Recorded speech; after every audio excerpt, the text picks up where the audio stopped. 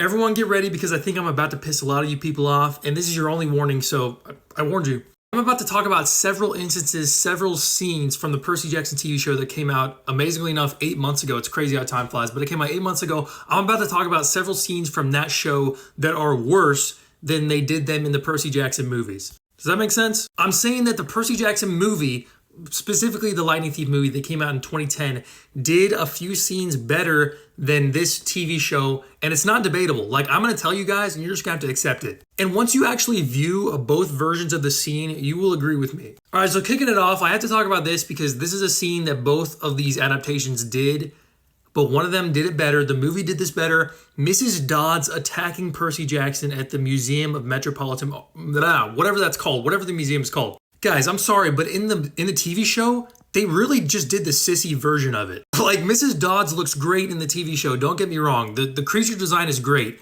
but her face looks really weird. But that's not even the worst part. There's not even a fight in the TV show. No fight happens. Percy just falls on the ground and then he happens to uncap the pen that he has from Mr. Bruner. He just happens to uncap it and it stabs Mrs. Dodds in the stomach. So Percy basically wins that fight by doing nothing. In the TV show, though, I mean, Percy still wins the fight by doing nothing, but there's actually some action that happens. Like, Mrs. Dodds picks up Percy Jackson, throws him on the floor, picks him up again, screams in his face, "Where's the bolt? Where's the bolt?" And then Chiron comes in and is like, "If you don't release him, I'll tear you to pieces." And then Mrs. Dodds flies away out the window. It is significantly better in the movie, and you cannot convince me otherwise. Second big thing we got to talk about here, and I might have more, but only two for this one video. I'm going to talk about the Lotus Hotel and Casino scene because I think we can all agree.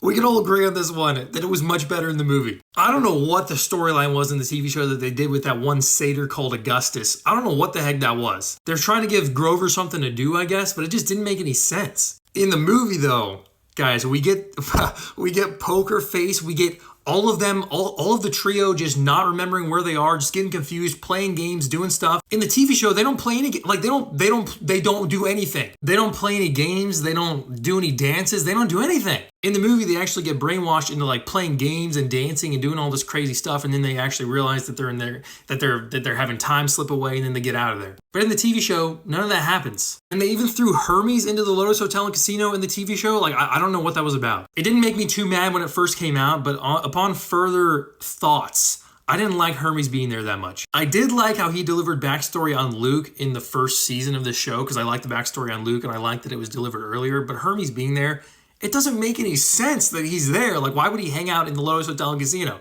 Anyway, guys, those are my thoughts. Those are two scenes that I think the movie definitely did better than the TV show. Let me know in the comments if you agree with me and any scenes that you thought the movie did better than the TV show.